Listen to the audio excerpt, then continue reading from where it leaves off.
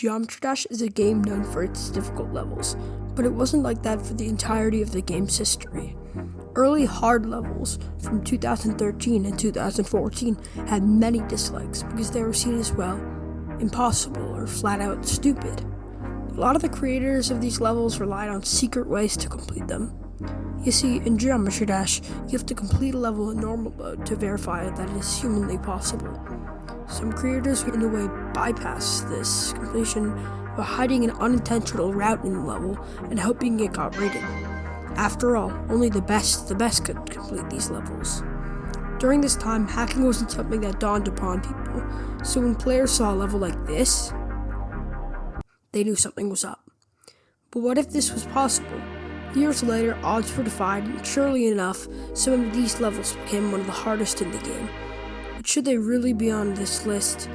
In this video, I'll be diving into the history of the Demon List and how a once praised community list became a controversial part of the community. But wait, let's rewind to 2013. Geometry Dash came out in August of 2013, and a small community came with it, mostly consisting of Korean players such as Neptune and Son0924. It wasn't until October of that year that a Korean player named M2 Cole aimed to create a 9-star, but accidentally created a new type of level, a demon. In Update 1.6, RobTop added 2 main levels, Electroman Adventures and Clubstep. Clubstep was significant because it was the hardest main level, being a demon. Clubstep was difficult for players at the time. It had tough ship sections and even some memory. It even took future top player Riot 9,000 attempts to beat. But this might have changed players' views on harder levels. Remember how I said hard levels were hated? Well, after this update, levels such as PG Clubstep and Clubstep V2 were made, creating a new era of GD. But one day in May of 2014, a level called Ice Carbon Diablo X was released by Robos. It was clearly hacked, but it gained players' interest on how this could be possible.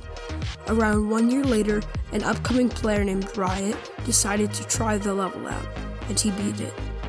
What once was thought as borderline possible was just proven to be legit? After this, the community became super hyped for Riot to verify new levels like this. But what was harder to beat? ICDX was once impossible. A level called Cataclysm was being taken on by multiple players at the same time of ICDX's verification. The verifier, Cyclic, became the first one to beat the level, although it was found out a year later that he hacked all of his completions. After this, many new top ones such as the Ultimate Phase, the Hell Factory, and Sonic Wave were verified. It seemed like a new top one would come out every couple of months, and this is one of the most exciting times in the game's history.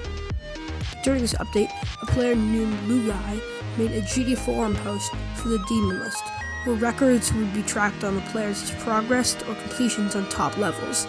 Levels consisted of ICDX, Silent Club, and Stereo Demon List. This thread was the first rendition of a Demon List, but Lugai wasn't praised for this. He was often criticized for his incorrect and poorly managed list.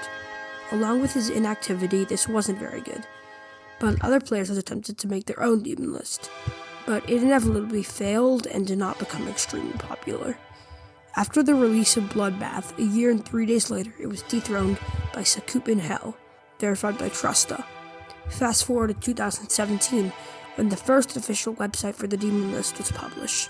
It was essentially messy and organized, but it became a huge hit for players. When new levels came out over the next couple of years, they were mostly just new hard levels, and top levels were a rare occurrence. This was until 2019. New levels started coming out such as Factory Realm X, Stalemate Redux, and Gamma, which were just remakes of other levels to gain recognition.